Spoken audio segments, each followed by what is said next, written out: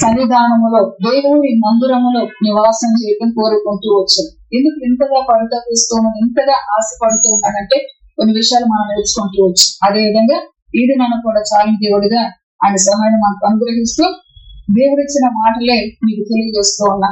నిన్న దినాన్ని బోధించిన దేవుడే ఈ దినానికి కూడా కావాల్సిన జీవవాక్యాన్ని ఆయన మనకు అనుగ్రహించిన దేవుడు. మనకు పరిశుద్ధ లేఖనాలను చూద్దాం. చూడండి, కీర్తన గ్రంథము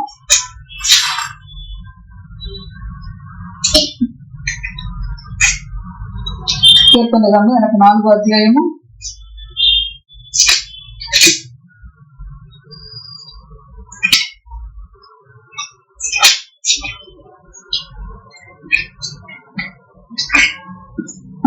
4వ అధ్యాయం మొదటి నుంచి చదువు.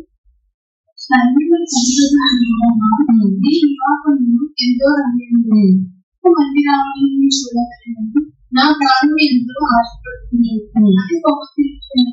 జీవం గల దేవుని ఆనందంలో నా రాజ్యం నా దేవ నీ బలిపీఠం వద్దనే పిట్టు తలుపు నివాసం దొరికింది. పిల్లల పెరుగుతారు పాలకోవలకు గుండి స్థలం దొరికింది. ఈ మందిరంలో నివసించు వారు నిత్యము నిన్ను స్తుతించుదురు. హల్లెలూయా.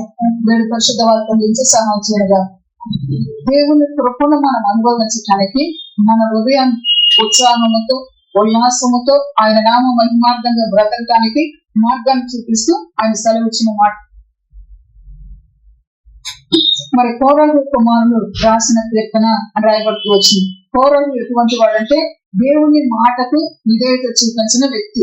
అంతేకాదు దేవుడు ఏర్పాటు చేసుకున్న వ్యక్తికి లోబడిన వ్యక్తి కోరహు.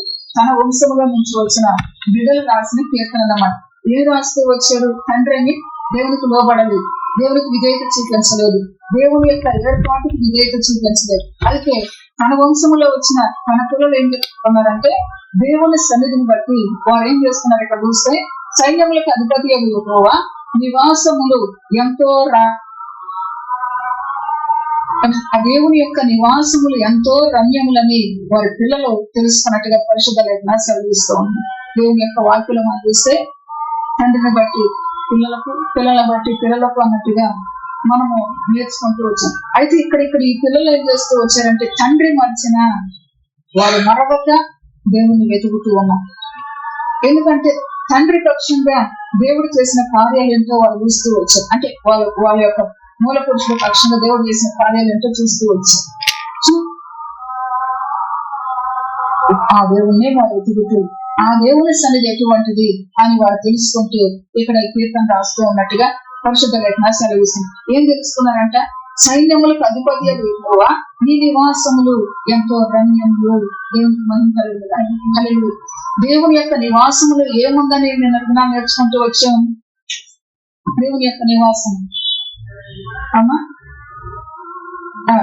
గట్టిగా చెప్పండి. నేను ఎంత గట్టిగా వస్తున్నాను కదా, మీరు ఇక్కడ మాట్లాడకూడదు. దేవుని ఆ తేజస్సుతో దేవుడు ఏం చేస్తూ ఉన్నాడు? చీకటిలో ఉన్న బ్రతుకును ఆశ్చర్యకరమైన వెలుగులోకి నడిపిస్తూ ఉన్నాడు.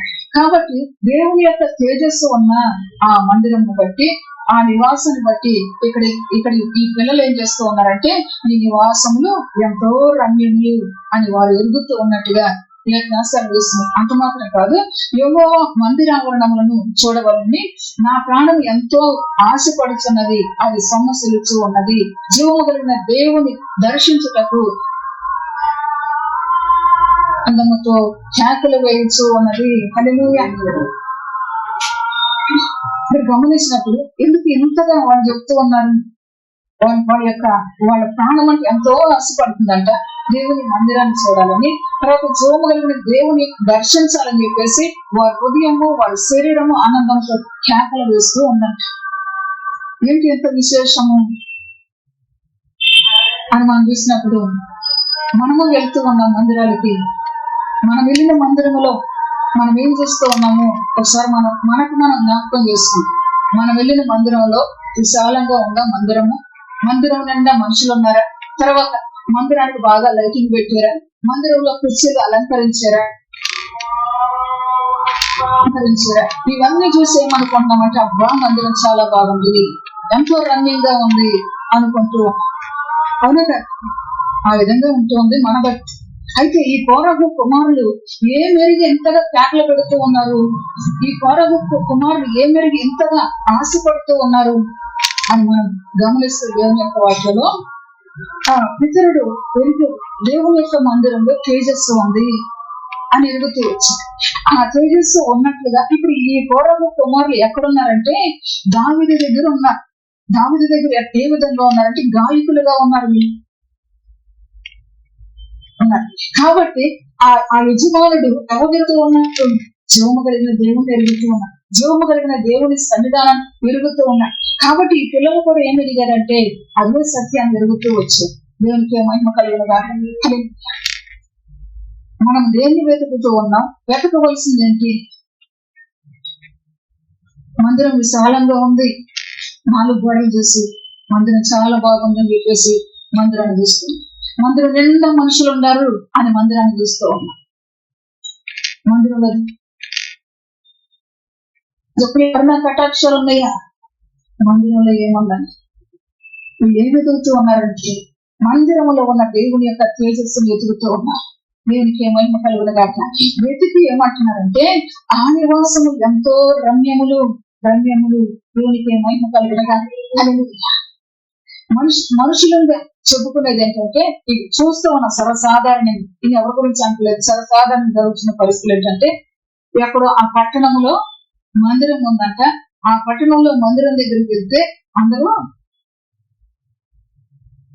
ఇక్కడ చూడటానికి పరిగెత్తుతూ మందిరంలో దేవుని తేజస్సు ఉందా, మందిరంలో ఉండవలసిన దేవుని ప్రభావం ఉందా అనే మనసు మనుషులు లేని కారణాన్ని బుద్ధి చెప్తూ దేవుడు జ్ఞాపకం చేస్తూ ఉన్నాడు. దేవునికి మహిమ కలుగుతాం. ఈ వాక్యం ఇప్పుడు ఇవ్వలేదండి, నిన్న మీరు వెళ్ళారు వెంటనే దేవుడి వాక్యాన్ని ఇచ్చి దేవునికి మహిమ కలుగుతాం. ఇప్పుడు మీరు వచ్చారు కోసం చెప్తున్నారు కదా, నిన్న మీరు అట్లా వెళ్ళారు వెంటనే దేవుడి వాక్యం ఇచ్చారు. తర్వాత యెహోవా మందిరావరణములను చూడవలని నా ప్రాణం ఎంతో ఆశపడుచున్నది, అది సొమ్మసిల్లుచు ఉన్నది. దేవునికి మహిమ కలుగునగా. దేవుని యొక్క మందిరావరణంలో ఏముంది అంటే పరిశుద్ధ వాక్య మందిరం. దేవుని యొక్క మందిరావరణంలో వద్దులే వారు ఉన్నారు. దేవునికి మహిమ కలుగునగా. వద్దులింపు అక్కడ ఉంది దేవుని యొక్క మందిరం. దేవునికి మహిమ కలుగునగా. అందుకే చెప్తున్నా, నా నోటి మాట జాగ్రత్తగా వినయముతో విశ్వాసం కలిగి అని జ్ఞాపకం చేస్తూ ఉన్నారు.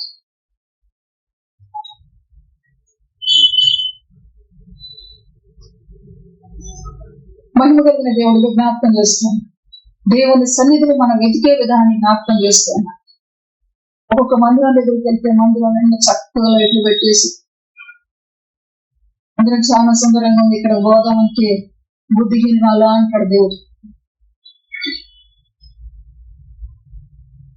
ఇది చూసి వెళ్తున్నావు నువ్వు మందిరంలో ఉన్న ఫోటో షూటింగ్ చూసి వెళ్తున్నామా, మందిరంలో ఉన్న స్టేజ్లను చూసి వెళ్తున్నామా, దేని చూసి వెళ్తున్నాము? ఇప్పుడు ఈ కోరహు కుమారులు దేని చూసి ఎంతగా కేకలు పెడుతూ ఉన్నారు?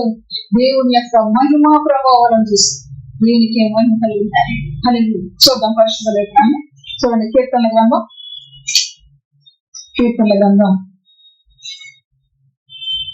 63వ అధ్యాయము. కీర్తనల గ్రంథం 63వ అధ్యాయం మొదటి వచనం చదువుతాం. నా దేవుడవు నీవే, వేకువని నీ బలమును నీ ప్రభావమును చూడవలెనని పరిశుద్ధమైనవాడు నేనెంతో ఆశతో నీ తట్టు కనిపెట్టి ఉన్నాను. నీవులైతే ఎక్కి ఉన్న దేశము నా ప్రాణము నీ కొరకు కృష్ణగొరి ఉన్నది. ఈ వీరి ఆశ చేత నిన్ను చూడాలని నా శరీరము చూపిస్తున్నాను. దేవునికి ఎంతగా ఎంతగా భక్తుల యొక్క ప్రార్థన, భక్తుల యొక్క భక్తి జీవితం ఏ విధంగా ఉంది. జాగ్రత్తగా మనం ఏం చేయాలో అర్థం చేసుకుంటూ విందాం. ఇక్కడ భక్తుడు ఏం చేస్తున్నాడు? దేవా, నా దేవుడు నీవే, వేకున నిన్ను వెదకుదును, నీ బలమును నీ ప్రభావమును చూడవాలనని పరిశుద్ధ ఆలయమందు నేనెంతో ఆశతో నీ తట్టు కనిపెట్టుచున్నాను. ఇప్పుడు దేవుని యొక్క పరిశుద్ధ ఆలయం ఏమన్నంత బలము, ఆయన బలము, ఆయన ప్రభావము. దేవునికి మహిమ కలుగును. దేవుని బలము, దేవుని ప్రభావం కంటే నీటి దినాలు ఏముందంటే మనిషి నిన్న నేడు ఏకరీతిగా ఉన్న దేవుడు, ఆయన చూసే దేవుడు, ఆయన కనుగొనే దేవుడు. కనుక ఆ కనుగొనే దేవుడి దగ్గర మనం నిలవాలి అంటే మనం దేని కొరకు దేవుని మందిరానికి వెళ్తూ ఉన్నాం, దేవుని మందిరంలో ఏముందని తెలుసుకుంటూ ఉన్నాం అనేది గుర్తించుకోవటానికి చెప్తున్నాం. ఆయన మందిరములో, ఆయన పరిశుద్ధ ఆలయం నందు నీ బలమును, నీ ప్రభావమును నేను చూడాలని చెప్పేసి నీ తట్టు ఆశతో చూస్తూ ఉన్నాను. దేవునికి మహిమ కలిగిన ఎండి ఉన్న దేశమందు నా ప్రాణము నీ కొరకు తృష్ణగొందున్నది. ఎక్కడో ఉన్న స్థలాన్ని ఏమన్నారంటే నీళ్లు లేక ఎండిపోయిన పరిస్థితి. ఆయన మందిర వర్ణంలో ఏముందంటే నీళ్లున్నాయి, గడపల కింద నీళ్లు ప్రవహిస్తూ ఉన్నాయని భక్తులని ఎన్నిస్తూ చూస్తూ వచ్చాడు. హల్లెలూయా. మీరందరూ ఆయన నామ మహిమార్థంగా నువ్వు బ్రతకడానికి సెలవుచి చెబుతూ ఉన్నారు. గడపల కిందగా నీళ్లు ప్రవహించడం చూసాడు. దేవునికి ఏమైనా కలిగిన ఇప్పుడు నీళ్లు లేక ఈ ప్రాణం ఏం చేస్తుంది? కృష్ణగొండ. అది ఎక్కడున్నాడు? నీళ్ళు లేని స్థలంలో ఉన్నాడు. నీళ్ళున్న స్థలం ఏదంటే దేవుని యొక్క మందిరం. దేవునికి మహిమ కలుగునుగా. దేవుని యొక్క మందిరం, దేవుని మందిరం కాదు కదా ఈ నీళ్లు అని మీ మనసులో మీరు అనుకోవచ్చు. ప్రభు మందిరావరణములో మహిమ కలిగిన దేవుడు నివాసం చేస్తూ దాన్ని ఏమంటున్నాడంటే అది ఆయన కోరుకున్న స్థలం, ఆయన కోరుకున్న స్థలం. దేవునికి మహిమ కలిగిన దేవుడు సాక్ష్యం వేసుకోవచ్చు. క్రీస్తు మొట్టమొదటిగా ఇక్కడికి వచ్చి నిలబడం కానీ నన్ను చూస్తారు ఇక్కడ. దేవునికి మహిమ కలిగిన అని దేవుడు సెలవిసుకోవచ్చు. ఉన్న దేవుడు కొంతమంది చెప్పినారు, అడగా కొందరు సాక్ష్యాలు చెప్పిన. అయితే భక్తుడు తన స్థితిని ఎరిగాడు. నిజాన్ని చెప్తూ వచ్చింది. తన స్థితిని ఎరిగి, అయ్యా ఇంకా పాపులు నన్ను చేర్చబా, ఇంకా భక్తిహీనులు నన్ను చేర్చబా, ఇంకా దుర్మార్గులతో నన్ను చేర్చబా. ఈ రోజు అంటూ ఉన్నాడు, నీళ్లు లేని స్థలంలో నేను ఉన్నానయ్యా. మనం ఎప్పుడైనా అంటున్నామా? మాకి లేని వాక్యం అనే నీళ్లు లేని స్థలంలో ఉంటున్నాం. దేవుని కొరకు ఆశపడుతున్నాం. మందిరంలో ఏముందని తెలుసుకున్నారో పోరాట కుమారులు వారి ఆకలి పడుతూ ఉన్నట్ట. దర్శించాలని, వెళ్ళాలని, చూడాలని గమనించాలి. నా ప్రాణము నీ కొరకు తృష్ణ కొనుచున్నది, నీ మీద ఆశ చేత నీ చూడవలనని నా శరీరము కృషించుతున్నది. దేవునికి మహిమ కలుగునది. అదే దేవుడి కొరకు అంతగా ఆశ పెడుతూ ఎక్కడ చూస్తాడు? దేవుని మందిరములో దేవునికి మహిమ కలుగునదాన్ని సన్నిధానములో, దేవుని మందిరములో అంటున్నావు. ఇది మందిరం కాదు కదా. మనసులు వేరు చేయకండి. దేవుడు మన మధ్యన ఉన్నాడు, మనతో ఉన్నాడు, మనల్ని బలపరుస్తూ ఉన్నాడు, మనకు సహాయం చేస్తూ ఉన్నాడు. ఆయన ఉన్న స్థలమే ఆయన మందిరం, ఆయన కోరుకున్నాడు. దేవునికి మహిమ కలుగునది. కాబట్టి ఇక్కడ గమనించాం, నీ కృప జీవము కంటే ఉత్తమము, నా పెదవులు నిన్ను స్తుతించును అని. ఆ మందిర ఆవరణంలో ఏ ముందో ఎరిగి దేవుని యొక్క బలము, ప్రభావం అక్కడ ఉందని తెలుసుకున్నాడు. దేవుని యొక్క కృప అక్కడ ఉందని తెలుసుకుంటూ ఉన్నాడు. ఆ కృప చేత ఆయన ఏం చేస్తున్నాడంటే, నా జీవము కంటే, నేను సంపాదించుకునే దానికంటే, నేను బ్రతికే నీ కృప ఉత్తమమైంది. అది నాకు అక్కడ ఉంది కాబట్టి అక్కడ కోసం ఏం చేస్తుంది? ప్రాణం అల్లాడుతూ తృష్ణగా ఉంటుంది. దేవునికి మహిమ కలుగునది. మరి కోరక కుమారులు ఆ స్థలాన్ని ఎరిగామాట కలిగి ఇంకా ఒకే ఆరాధన కాదు, రోజుకి 5-6 ఆరాధనలు ఉంటే ఆ మందిరం గొప్పది అనే మనసులో కూడా అయితే ప్రభు అంటూ ఉన్నారు, నీతో ముఖాముఖిగా మాట్లాడే దేవుడి మాట్లాడే ఒక్క మాట అయినా నీ హృదయాన్ని తాకితే నీ మనసు మార్చబడుతుంది. నువ్వు 10 ఆరాధనలు చెందిన 10 స్థలాలు మనం తిరిగి మాట్లాడకపోతే నీ మనసు మార్చబడు. వీళ్ళందరూ ఎవరు అనుకుంటున్నారు? దావీదు లేదా కోరహు కుమారులు ఎవరు అనుకుంటున్నారు? వారి హృదయాలు మార్చుకున్నావా? కోరహు కుమారులు ఒకసారి అంటూ ఉంటారు, మేము పశుప్రాయము మనసు కలిగిన వారు అంటున్నారు. ఎందుకంటే వారి మనసును ఎరిగారు, వారి హృదయాన్ని ఎరిగారు కనుక ఇటువంటి మనసుతో మేమున్నాము. ఆ మనసును తీసివేసుకుంటూ వారు ప్రత్యేకించుకుంటూ ఇప్పుడు దేని కోరుకుంటున్నారు? సైన్యములు కాదు, దేవునికి మహిమ కలిగిన. ఇంకా గమనించి దేవుని యొక్క వాక్యం చూడండి.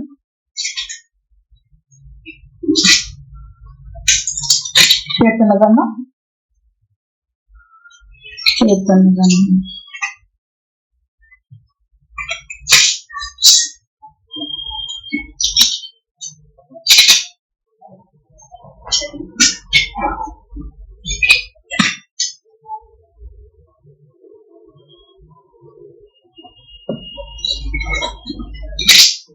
దేవుని యొక్క మందిర ఆవరణములో ఏమేమి దేవుడు దాచిపెట్టాడో పరిశుద్ధ లేఖనాన్ని సెలవిస్తాను.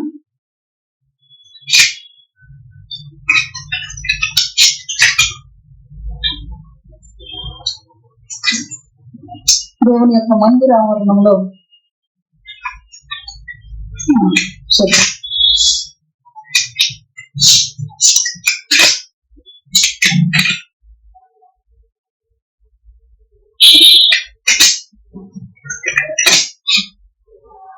దేవుని యొక్క మందిర ఆవరణంలో ఘనత ప్రభావం 96వ అధ్యాయము కీర్తన గ్రంథం 96వ అధ్యాయం 4వ వచనం నుంచి చదువుదాం.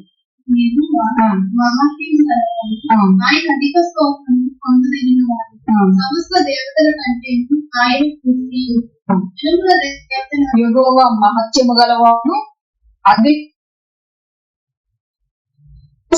కంటను ఆయన పూజనీయుడును, జనముల దేవాలయాల అందరూ ఒట్టి విగ్రహములే. యెహోవా ఆకాశ విశాలను సూచించేవాడు, ఘనత ప్రభావములు అసలేమి ఉన్నది, బల సౌందర్యములు ఆయన పరిశుద్ధ స్థలములో ఉన్నవి. దేవునికి మహిమ కలుగునగా. ఇప్పుడు దేవుని సన్నిధికి మనం ఎందుకు వస్తున్నాము? దేవుని సన్నిధిలో ఏముందో ఆ సన్నిధి కొరకు మనం ఏం చేయాలో అన్ని దేవుడు జ్ఞాపకం చేస్తూ సన్నిధి ప్రభావాలు ఆయన సన్నిధిని ఉన్నవి. తర్వాత బల సౌందర్యములు ఆయన పరిశుద్ధ ఆలయములో ఉన్నవి. హల్లెలూయా. కాబట్టి ఏం చేస్తూ ఉన్నారు? ఆశపడుతూ ఉన్నారు. దేవుని సన్నిధికి వెళ్తే ఏమొచ్చింది? ఇంటికాడకు వచ్చిన ముసలం ముచ్చట్లు చెప్పుకుంటే బాగుంటుంది. దేవుని సన్నిధికి వెళ్తే ఏమొచ్చిందని రాసిన పరిశుద్ధ గ్రంథంలో ఘనత, దేవునికి మహిమ కలుగుతాయి. ఆ తర్వాత ప్రభావం చూసినప్పుడు బల సౌందర్యములు ఆయన పరిశుద్ధ స్థలములో ఉన్నవి. నీకు కావలసిన బలము, నీకు కావలసిన సౌందర్యం ఆయన పరిశుద్ధ సన్నిధిలో ఉంది. సౌందర్యం అంటే నా కనుబొమ్మలు సన్నగా వేస్తారేమో, లేకపోతే నా హెయిర్ స్టైల్ మారుస్తారేమో, ఇది కాదు ఇక్కడ జరిగే.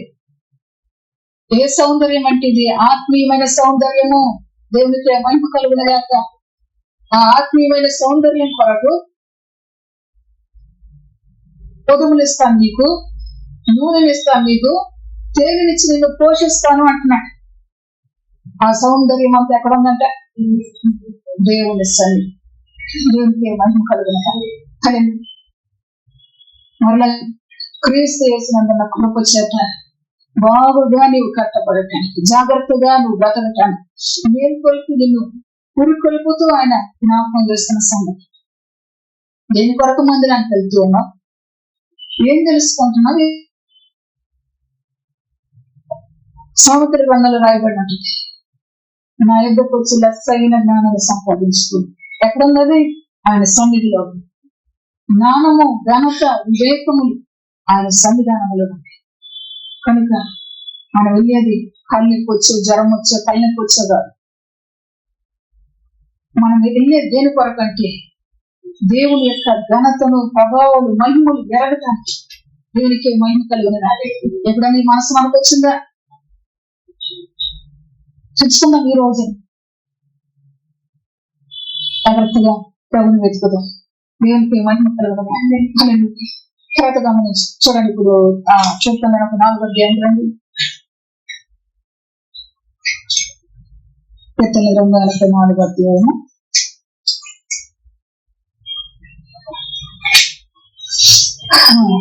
2 వచ్చింది. యెహోవా మందిరావరణం చూడవలనని నా ప్రాణం ఎంతో ఆశపడుచున్నది, అది సొమ్మచిల్లుచున్నది. దేవునికి మహిమ కలుగుతాయి.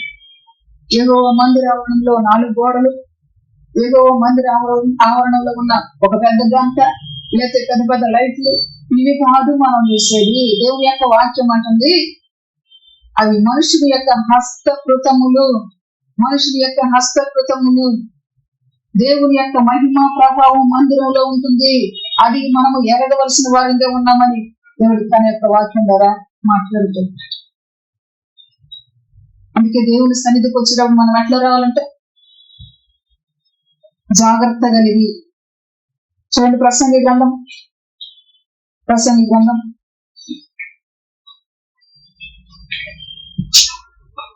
5వ అధ్యాయము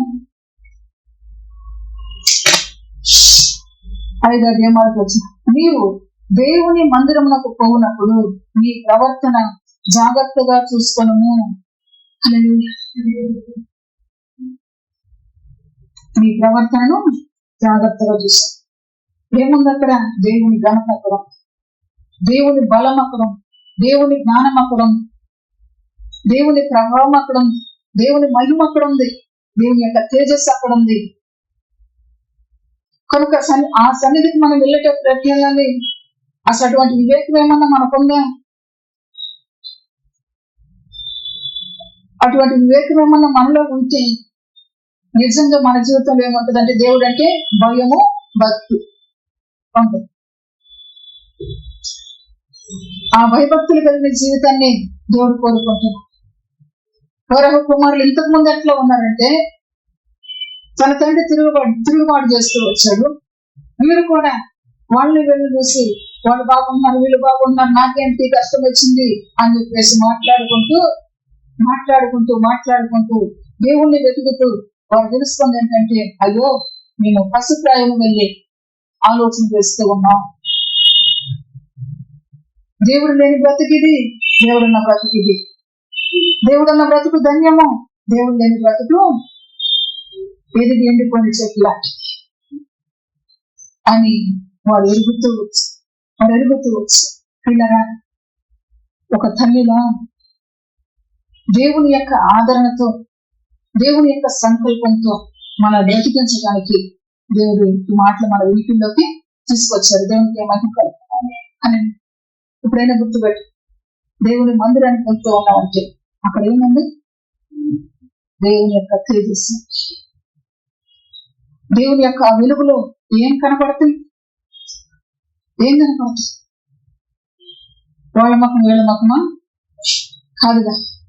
మనలో ఉన్న దోషం, మనలో ఉన్న పాపం, మనలో ఉన్న అపరాధం, మనలో ఉన్న ఈర్ష్య, మనలో ఉన్న ద్వేషం, మనలో ఉన్న అసూయ, ఇవన్నీ అక్కడ కనపడుతూ ఉంటాయి. అక్కడ కనబడినప్పుడు భక్తుడు ఏం చేస్తూ వచ్చాడు? బలిపీఠం వద్దకు వెళ్ళి గంగాళములో ఉన్న నీళ్లతో ప్రికాందర హోలిక మరస్కరికర పోషణ, నువ్వు బ్రతుకు దినములలో నేర్చుకోవలసిన సత్యాన్ని ప్రభు నీకు నేర్పిస్తున్నాడు. భక్తుడు అక్కడికి వెళ్ళి చావకుండా బ్రతికేటట్లుగా కడుక్కుంటూ ఉన్నాడు. అదే ఆయన యొక్క ప్రభావము. నువ్వు కడగబడటమే ఆయన యొక్క ప్రభావం. దేవదారు వృక్షం అంతా ముక్కలుగా విరవబడిన దేని చేత విరవబడింది? దేవుని యొక్క ప్రభావం. ఇక్కడికి వచ్చి దేవుని మాటలు వింటూ ఉంటే నీ హృదయం ఏం కావాలి? లోబడి దేవుని సన్నిధికి వెళ్ళి సేవకులతో విరోధ భావము, దేవుని సన్నిధికి వెళ్ళి తోటి వారితో మనస్పర్ధలు పెట్టుకుని బయటికి వెళ్ళే పరిస్థితులు కాదు ఇది. దేవుని సన్నిధిలో ఏముందంటే మహిమ ప్రభావం. దేవునికి మహిమ కలిగిన మహిమ కలిగిన దేవుడుగా జ్ఞాపకం చేస్తూ ఆయన ప్రభావం నన్ను తాకాలి, ఆయన మహిమ నన్ను ఆవరించాలి అని ఆశతో ఎప్పుడన్నా వెళ్ళామంటే అందుకే అంటున్నాడు మహిమ ప్రభావములు కలిగిన దేవుడు ఉన్నాడని విశ్వాసంతో ప్రభు సన్నిధికి వస్తే ఆ మహిమ కలిగిన దేవుడిని ఏం చేస్తాడు? దర్శిస్తాడు. బలపరుస్తూ జ్ఞానాన్ని అందిస్తూ, వివేకాన్ని ఇస్తూ, ఆలోచన చెప్తూ ఉంటాడు, మార్గంగా నడిపిస్తూ. అక్కడికి వెళ్ళాడు కనుకనే అక్కడికి వెళ్ళి ఆ గంగాళంలో ఉన్న నీళ్లతో కడుక్కుని బలిపీఠము చుట్టూ ప్రదక్షిణ చేస్తూ ఉన్నాడు కనుకనే ప్రదక్షిణ చేస్తూ ఏం చేస్తున్నాడు అక్కడ ఆయన? ఉన్న కళ్ళు మూసుకుని బలిపీఠం చుట్టూ దిగి వస్తున్నాడా? లేదు లేదు. తన మనసును దేవునికి అప్పగించుకుంటున్నాడు, తన హృదయాన్ని శుద్ధి చేసుకుంటున్నాడు. ఎందుకు అక్కడికి వెళ్ళి మరి శుద్ధి చేసుకోవాల్సిన పరిస్థితులు? అక్కడ నా ప్రభు, అక్కడ మన ప్రభు మన కొరకు బలియాగం అవుతుంది. ఆ బలియాగముతోనే మనకు విమోచన కలుగుతూ ఉండగలక అక్కడికి వెళ్ళి ఏం చేస్తున్నాడు? జ్ఞాపకం చేసుకుంటూ ప్రదక్షిణ చేస్తూ మహిమ కలిగిన దేవుని ఆత్మ చేత నీవు మండించబడేదాకా నా నోటి మాట వాగ్దండముగా ఆయన నామ మహిమార్గంగా వీళ్ళు హెచ్చరించుతూనే ఉంటారు. దేవుని కొరకు మన ఆత్మ మండ, దేవుని నామ మహిమార్గంగా మన ఆత్మ ఉజ్జీవింపబడాలి. దేవునికి మహిమ కలిగిన కాబట్టి దేవుని సన్నిధికి వెళ్ళి తిరిగిగా వారు మార్పు నొందిన వాడుగా ఉండి ఆ నివాసములను చూసి ఆశపడుతున్నారు. అయ్యా నీ నివాసములు ఎంతో రమ్యం, నీ నివాసములు ఏముంది? ఘనత ప్రభావం. నీ నివాసములు ఏముంది అంటే మహిమ, బలము, ప్రభావాలు ఉంది, జ్ఞానము, ఘనత అక్కడ ఉంది. కనుక దాన్ని బట్టి ఏమన్నారంటే ఎంతో రమ్యములు. మనం అనుకుంటూ ఉంటాం భాష గారు కోట్ వేసి నిలబడ్డాడు అనుకుంటాం. ఒక భాష గారు లేకపోతే వాళ్ళు అట్లా ఇట్లా తిరుగుతూ పాట పాడారు అనుకో, వాళ్ళ భలే ఉద్యోగంగా ప్రార్థన జరిగింది అని చెప్పుకుంటూ ఉంటాం. అయితే ప్రభు అంటున్నారు గుడ్డితనము నుండి మన కనులు తెరిపిస్తూ దేవుడి జ్ఞాపకం చేస్తూ అంటున్నారు. కొరకు కుమారుడు ఆశపడిన రీతిగా, భక్తుడైన దావీదు ఆశపడిన రీతిగా, అయ్యా నేను ఎండిన నేలలో ఉన్నాను, ఎండిన దేశంలో ఉన్నాను, నేను మీ కొరకు తృష్ణ కొనుక్తూ ఉన్నాను. నిజమే ప్రభు, ఇంతవరకు నా బ్రతుకు ఆ విధంగానే ఉంది, ఇంతవరకు నా బ్రతుకు ఆ విధంగానే ఉంది. పలానా స్థలం అయితే కుర్చీలు ఉండి, పలానా స్థలం అయితే నిండి ఉంది అన్నట్టుగానే నా బ్రతుకుంది. నీళ్లు లేని స్థలంలో నేనున్నాను, నీ ఎరగని స్థలంలో నేనున్నాను, నీ ప్రభావం చూడలేని స్థలంలో నేనున్నాను, నీ మహిమను ఎరగలేని స్థలంలో నేనున్నాను అని మనసుకు వస్తే ప్రభు దగ్గర పశ్చాత్తాపం.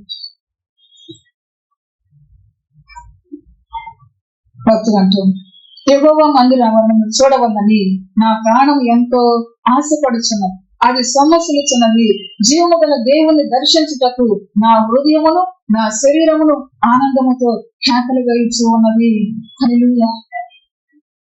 మరి ఆయన ఎందుకు ఇప్పుడు దేవుని యొక్క వాక్యం సెలవిస్తుంది, రండి పోగే రండి అని పిలుస్తూ, ఆయన పిలిచిన మనకు చలనం అనేదే లేని స్థితిలో మనం.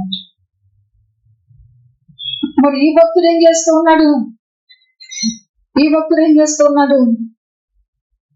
ఆయన చూడాలని, ఆయన మహిమా ప్రభావాలు దర్శించుకోవాలి. చదువుతున్నాం వాక్యం రోజు చదువుతున్నామా? చదువుతున్నాం.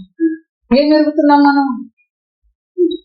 పెరగాల్సిన సత్యాన్ని జ్ఞాపకం చేస్తూ ఉన్నారు. తర్వాత సైన్యములకు అధిపతి యెహోవా, నా రాజా, నా దేవ, నీ బలిపీఠము వద్దనే పిచ్చుకలకు నివాసము దొరికెను, పిల్లల పెట్టుటకు వానకోవులకు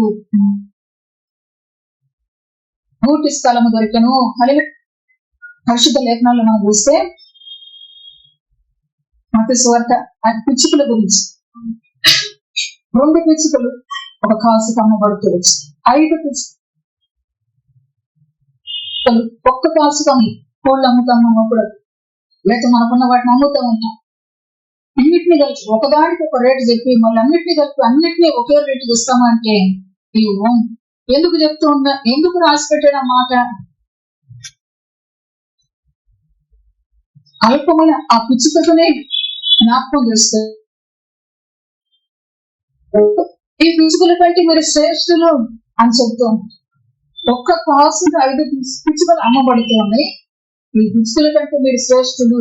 ఈ పిచ్చుక ఎక్కడ కూడా ఏర్పాటు చేసుకుందంటే ఎక్కడ ఏర్పాటు చేసుకుంది? పిచ్చుక ఎట్లా ఉంది? అల్పమైనదిగా ఉంది. పిచ్చుక మా ఇంటి ద్వారా నీకు నా బెడ్ ఇస్తానని ఎప్పుడైనా పిలుస్తాం మనం, దాన్ని ఎవరు పట్టించుకోం. కానీ ఇంత అల్పమైన జీవి ఎక్కడ నివాసం ఏర్పాటు చేసుకుందంటే బలిపీఠం వద్ద పిచ్చుకలకు నివాసము దొరికెను.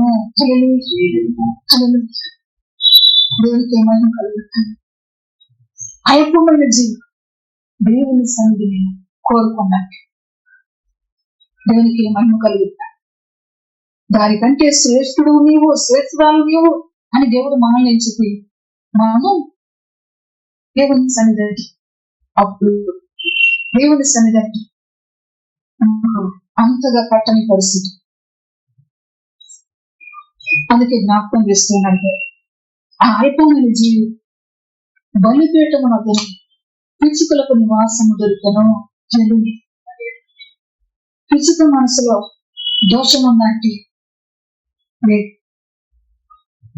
పిచ్చుక ఆహారం తింటుందంటే మళ్ళీ ఒక పిచ్చుకను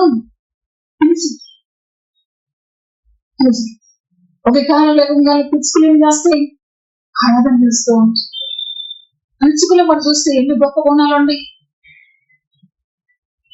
ఎన్ని గొప్ప గుణాలు. పిచ్చుక తన పిల్లల కొరకు ఏం చేస్తుందంటే కష్టపడి గూడును నిర్మించుతాడు, నివాసం ఏర్పాటు చేసుకోవాలి. దేవుని యొక్క వాక్యం అంటాను, నీవు దేవుని యందు భయభక్తులు కలిగి నీవు దేవుని ఎదిగే తల్లిగా తండ్రిగా నీవుంటే నీ యొక్క భక్తి నీ పిల్లలకి ఏమవుతుంది? ఆశీర్వాదం. ఇప్పుడు పిల్లల కొరకు పిచ్చుక ఏం చేస్తుంది? గూడును ఏర్పాటు చేస్తుంది. కష్టపడి అక్కడ పోయి ఇక్కడ పోయి ఎక్కడికేం తీసుకొచ్చి చక్కగా నివాసాన్ని బట్టి దేవుని యొక్క మందిరంలో దేవుని యొక్క భక్తి దగ్గరకు వచ్చి హృదయాన్ని కట్టుకోలేక బ్రతికే పరిస్థితుల్లో ఉంది. కోరపు కుమారులు కేకలు పెడుతూ ఉంటారు. ఈరోజు ప్రభు మనతో కూడా అంటూ ఉన్నారు, దేవుని సన్నిధికి వచ్చి దేవుని నివాసం చేసే మందిరంగా, దేవుడు నివాసం చేసే ఇల్లుగా మీ ఇంటిని కట్టుకోగలుగుతున్నారు. ఈ హృదయాన్ని కట్టుకోగలుగుతుంది. పిచ్చుకు కట్టుకోండి. పిచ్చుకు ఎవరు అంటే అల్పమైన జీవి, ఎన్నికలేందుగా అమ్మ మా ఊళ్ళో నేను దాచి పెడతాను రాని ఎవరు పిచ్చుకులకు ఇచ్చేవారు ఉండాలంటే అదే పాపం దొరుకుతుంది అంటే లేకపోతే ఈ అల్పమైన జీవి ఎక్కడికి వెళ్ళినట్టే బలిపీఠం వద్దకి నీవు రావాలని నేను చెబుతూ ఉన్నాను. నా ప్రియ కుటుంబం ఇక్కడ ప్రభు సెలవిస్తావా? దేవుని నామ మహిమ బ్రతకాలని సంగతులు చెప్తుంది. దేవునికి మహిమ చూస్తే పిచ్చుకలకు బలిపీఠం వద్దనే నివాసము దొరికాను, పిల్లల పెట్టుటకు వానకోవులకు గూటి స్థలము దొరికెను అని మన పరిశుద్ధ లేఖనాలు చూస్తే పవిత్రమైన జంతువులు, పవిత్రమైన పక్షులు అని రాసిన వాటిలో ఈ కోవిల అక్కడ పవిత్రం. ఈ పవిత్రమైన దానికి ఎక్కడ స్థలం దొరికిందంటే గూటి స్థలం బలిపీఠం. దేవుని యొక్క గూటి స్థలం పిచ్చుకులే సంపాదించుకొని కోవిలే సంపాదించుకుంటున్నాయి. మరి మన ప్రాణం చూష్టంగా ఉంటుందా? ఉపవాస ప్రార్థన సహవాసం మీ కొరకే అని ప్రభు చెప్తూ ఉంటే మనం పరితపించేటట్లుగా ఉంటున్నాం.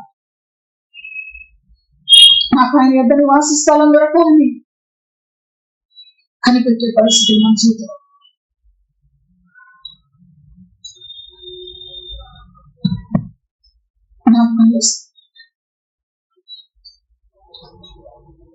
దేవుని బిడ్డలంగా సత్యాన్ని ఎరిగి విశ్వాసంతో ప్రభునందు నిలకడగా బతికారు. దేవుడు మన ఆత్మని పురుకొల్చుకున్నది దేవునికి ఏమైనా కలగదు. ఆ పిల్లలు పెట్టుటకు వానకోవుల బూటి స్థలమును దొరికను. పిల్లల్ని సంపాదించుకుంటుందంటే అక్కడికి వచ్చి, పిల్లల్ని పెట్టుకుంటుందంటే అక్కడికి వచ్చి దేవునికి మహిమ కలుగున దేవుని బలిపీఠం దగ్గరికి వచ్చు. నీవు కడుక్కునే స్థితి నీ దగ్గర ఉంటే అక్కడ ఈ కోవులు ఏం చేస్తుంది? పిల్లల్ని నిన్ను కూడా అక్కడ బుద్ధి చేయగలగా దేవునికి మహిమ కలుగున. మరి నీ జీవితంలో మహిమ ప్రభావాలు ఉన్నాయి, అక్కడ దేవుని తేజస్సు అక్కడ ఉందని నువ్వు తెలుసుకుని జాగ్రత్త పడుతూ ఉంటే అక్కడ నీకు పిల్లలు పెట్టుటకు స్థలము దొరుకుతుంది. ఆత్మను సంపాదిస్తూ పిల్లల్ని పెట్టమంటే వీటిలాగా మన పిల్లల్ని పెట్టేవారు ఆత్మను సంపాదిస్తూ ఆయన గనుడు మహాగడు నిన్నడు యాకరీతి ఆ దేవుని యొక్క పరిశుద్ధ స్థలములో మనము, ఆ దేవుని యొక్క మందిరములో మనము, ఆ మందిరముగా మనల్ని ఆయన కోరుకుంటాం. ఆ మందిరంగా ఆయన ఉన్న స్థలాన్ని, ఆయన కోరుకున్న స్థలాన్ని ఆయన మందిరంగా ఆయన చెప్తూ ఉంటాడు. ఇది నేను కోరుకున్న స్థలం దీనికి కాబట్టి అక్కడ స్థలంలో నీ మందిరాలను మనం నివసించేవారు ధన్యులు, వారు నిత్యము నేను సమర్పించగలరు. దేవునికి మహిమ కలుగుతారు. నీ మందిరాలను నివసించేవారు ధన్యులు, వారు నిత్యము నిన్ను స్తుతించగలరు. ఎట్లా స్తుతిస్తా? ఇప్పుడు నేను చెప్పిన మాటలు మీకు గుర్తురావు.